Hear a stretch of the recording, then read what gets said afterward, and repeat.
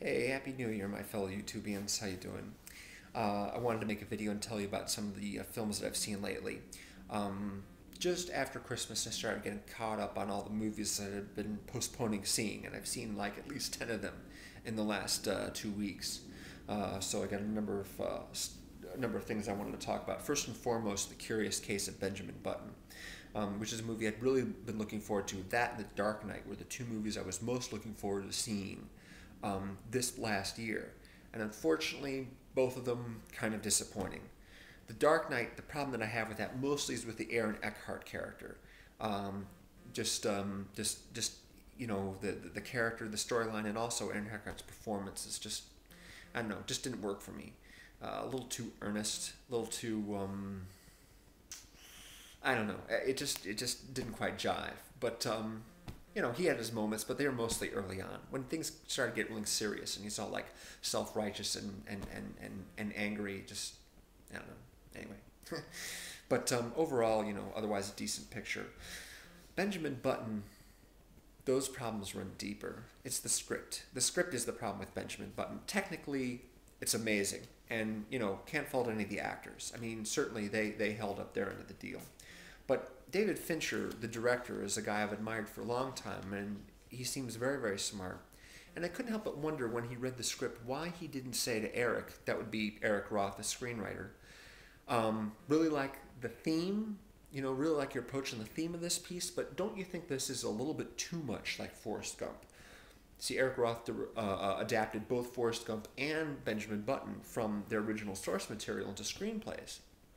And while I was watching this movie in the theater, I could literally trace a line between all these elements in Forrest Gump: characters, events, just style in terms of storytelling.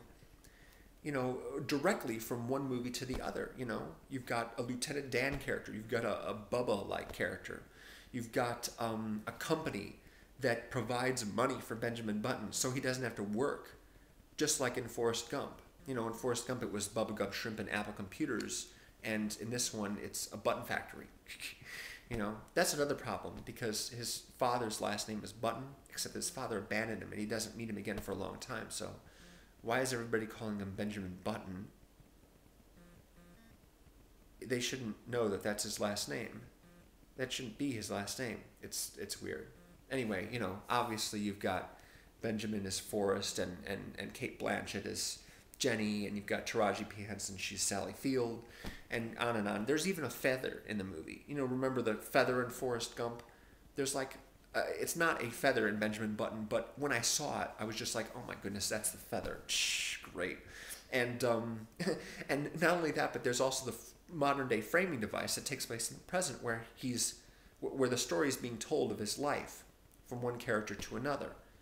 So I was just sitting there going, man, this just isn't, it's like with No Country for Old Men last year. I kept being reminded of previous Coen Brothers movies because of characters or stuff that happened or locations, and it kept getting distracted by that. If I hadn't known that Eric Roth wrote the script for Forrest Gump, I probably would have ignored all that stuff. But unfortunately, I knew it, so, they say ignorance is bliss, so unfortunately, the two of them right there, the two movies that I was looking forward to seeing most this year, are the two biggest disappointments. Now, the same will probably not be true next year because the two movies I'm most looking forward to seeing, they're, probably not going to be the very best movies of the year, but they should be fun and exciting and have, groundbreaking effects and stuff like that, which is, let's face it, what we always go to the movies to see, right? Now, in addition to that, the stuff that I've liked has been Happy Go Lucky, Frost Nixon. The Wrestler was pretty good. I like The Reader. I saw Revolutionary Road, which is something I was very looking forward to seeing. And though it's a well-made movie, it's really cold. Something about the way they talk and argue just seems a little bit too measured and precise to really come off as spontaneous. There was another problem I think I had with Road to Perdition, which is another Sam Mendes movie. I think Sam Mendes should just avoid making movies with the word road in the title. If he could just avoid doing that, I think he'd be fine. Because his other two movies, Jarhead and American Beauty, I like quite a lot. So, I don't know, we'll see. Yeah, the wrestler, great acting. What I liked about that movie is that they really sort of showed how the whole wrestling thing works, how they plan matches. It's like theater. It's more like theater than it is sports. And I've always thought of professional sports as kind of like theater as well, actually. Like recreational war, cities and colleges pitting themselves against each other for no reason other than to, really to make money, through TV, ratings and commercials and tickets and the whole memorabilia. For people who own businesses that benefit from the Cubs having a good season, that's great. The bars around there, they get a lot more business. Obviously, the people selling T-shirts and stuff, but really, I don't see why I should care about those guys just because I live in the same city as them. The Bears, the Blackhawks, the Bulls. I mean, it's nice when they do well, but I have no personal stake in it. Like I said, it's like recreational war for trophies rather than land or something. Anyway, but yeah, I'm sure Mickey Rourke will be Oscar nominated and all that. That'll be good.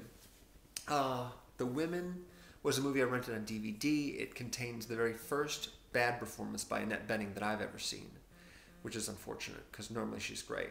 And I just finished The Duchess tonight. Tonight being the day before this video is posted.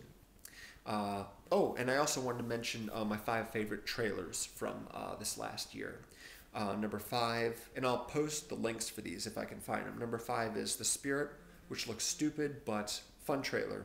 Good song, nice imagery, very snappy. Samuel Jackson being nutty, it's good. Number 4 was Milk, which had a lot of nice intertitles and good bursts of classical music and just a very snappy, well put together clip. Number 3, Beverly Hills Chihuahua, which has basically just a giant Aztec pyramid covered with singing and dancing computer-generated chihuahuas. And it's hilarious. It's just ridiculous. My number 2 trailer of last year was Revolutionary Road. Again, very well made. Good music. I've always said that it doesn't matter how good or bad a movie is. If you can edit well enough and choose the right music, any movie can look great in the trailer. Making trailers is an art form all to himself. I mean, just look at GoldenEye and Cliffhanger, some of the worst movies ever, and they have great trailers. And my favorite trailer of last year was probably Iron Man.